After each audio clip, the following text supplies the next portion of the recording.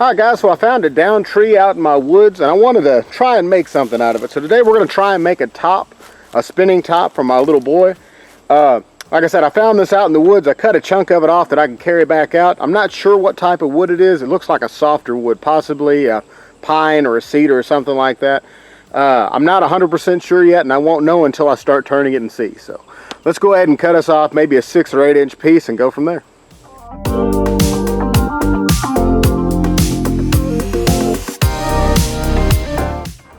Alright guys, I got it mounted between centers, so we're going to go ahead and rough this out so that way we can get it rounded, because I've got this on the low speed here. You see how out of round it is actually.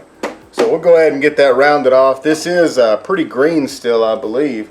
There was some sap on part of it as I was cutting it off, so there's a possibility that could get all over the lathe. That's going to be fun to clean up. Anyway, let's go ahead and start turning this.